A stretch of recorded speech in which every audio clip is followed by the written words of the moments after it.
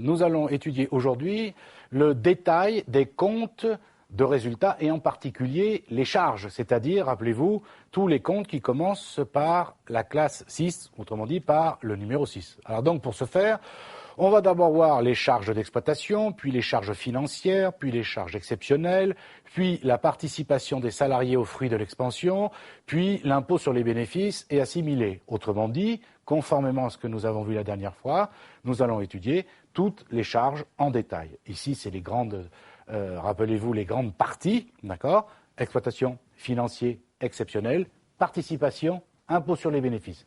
Ça, c'est toutes les charges.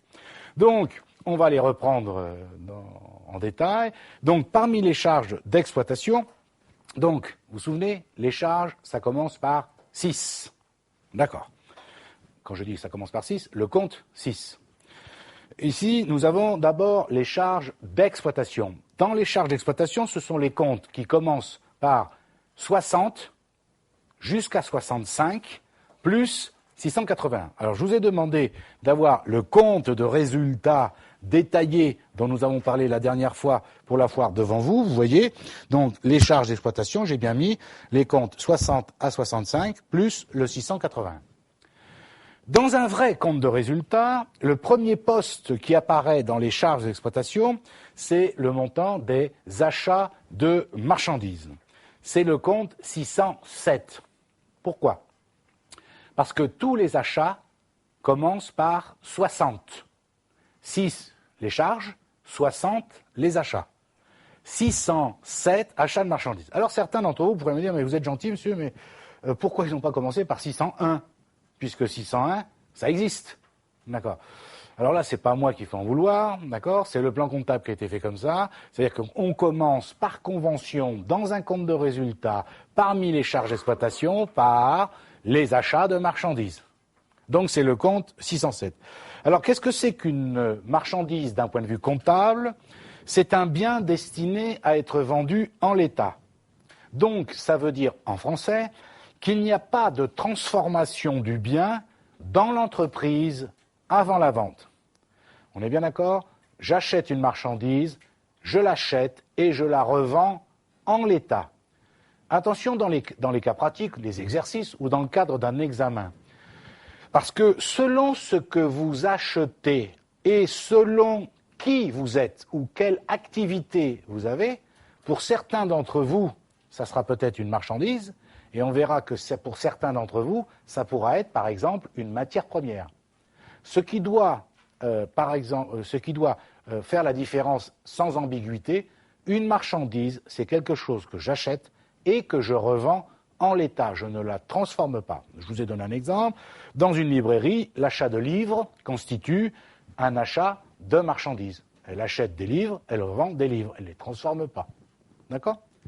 Ensuite, vous avez un poste qui s'appelle RRRO sur achat de marchandises.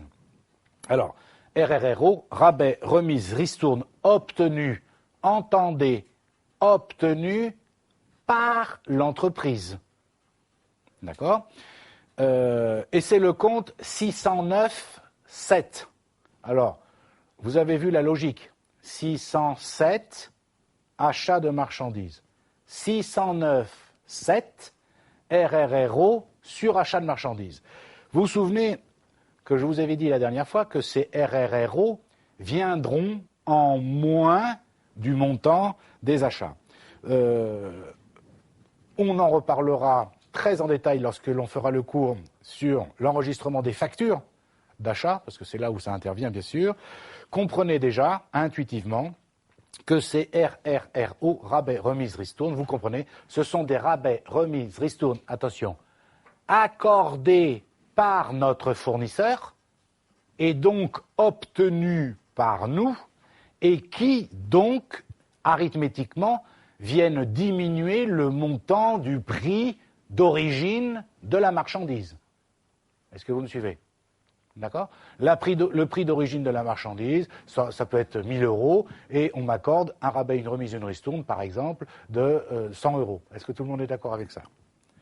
Ensuite, la variation du stock de marchandises, regardez bien. Les variations du stock de marchandises, 603,7. Vous voyez encore la logique ? 607, 609, 7, 603, 7. Ça veut dire qu'on reste dans la partie marchandises. Alors ça, c'est un tout petit peu plus compliqué, bien qu'on le verra là aussi en détail par la suite. Toutefois, cette variation du stock de marchandises, elle est égale à quoi?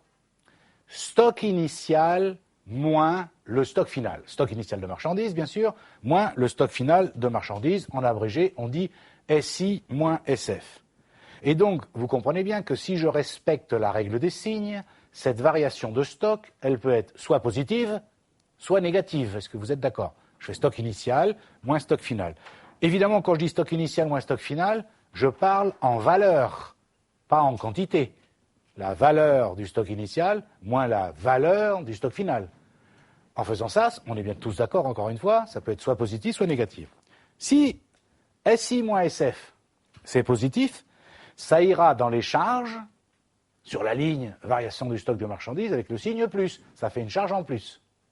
Si, en faisant SI moins SF, j'ai une variation qui est négative, ça ira aussi dans les charges sur la ligne variation du stock de marchandises, mais ça viendra en moins. Vous vous souvenez, la dernière fois, lorsque nous avons étudié le cours précédent, on avait vu qu'il pouvait y avoir des charges avec des signes plus ou moins, et on verra des produits aussi avec le signe plus ou moins. Eh bien là, ça en fait partie de ces histoires de variation de stock de marchandises. Alors, la question qui se pose, c'est mais pourquoi est-ce que vous intégrez les variations de stock dans les charges? Pourquoi? Pourquoi on ne s'occupe pas que des achats?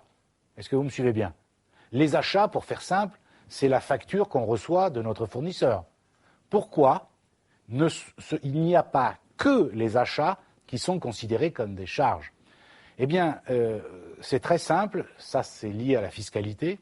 C'est parce que ce qui est considéré comme une charge, ce ne sont pas les achats que vous avez faits, mais la consommation de la charge que vous avez faite. Je m'explique. C'est quoi la différence entre les deux? Les achats, c'est ce que vous avez acheté. Est-ce que vous me suivez? La variation de stock, je viens de vous le dire, c'est stock initial moins stock final. Eh bien, la consommation, c'est la somme des deux. Regardez bien. Vous l'avez sous les yeux, mais on va l'écrire au tableau, si je trouve un stylo qui écrit. Alors, on est bien d'accord que ce que vous avez consommé pendant la période, est-ce que vous êtes d'accord que c'est le stock initial plus les achats moins le stock final? Est-ce que vous êtes d'accord avec ça? C'est bien ce qu'on a consommé.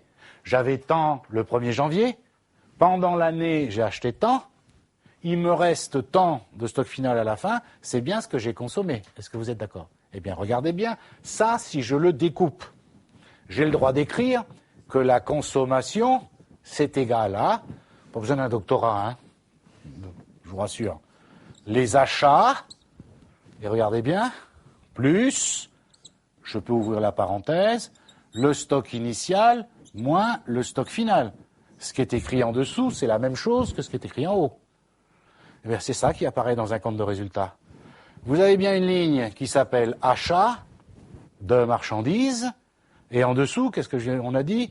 Variation du stock de marchandises. Ben, plus, en dessous, la variation du stock de marchandises. Et la somme des deux fait bien la consommation.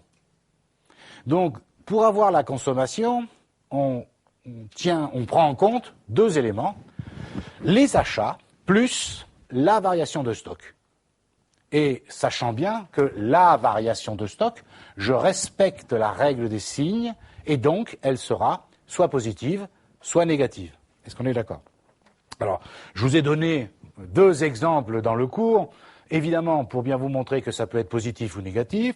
Premier exemple, le stock initial 15 000, les achats 100 000, le stock final 20 000. Eh bien, la consommation dans cet exemple-là, c'est les achats, 100 000, en dessous la variation de stock, SI, 15 000, moins SF, 20 000, Est-ce que tout le monde est d'accord? Pour dire que ça fait quoi? Achat 100 000, en dessous variation de stock, ici moins 5 000. Eh bien la consommation, ça va être donc la somme des deux, ça fera 95 000. Évidemment, ça se présentera comment dans le compte de résultat? Sur la ligne achat de marchandises, les achats, il n'y a rien à faire, c'est 100 000, c'est les factures que j'ai reçues. Et en dessous, variation du stock, moins 5 000. Et la somme des deux, ça fera la consommation. Vous comprenez ce que je veux dire? La consommation, ça n'existe pas dans le compte de résultat. C'est la somme des deux. Achat plus ou moins la variation de stock. Et je vous ai mis un deuxième exemple, bien sûr. Le stock initial, 15 000. Les achats, 100 000. Et le stock final, 10 000. J'applique la même règle. La consommation, c'est les achats, 100 000, plus, j'ouvre la parenthèse, le stock initial, 15 000, moins le stock final, 10 000. La variation de stock, ici, dans cet exemple-là, c'est plus 5 000.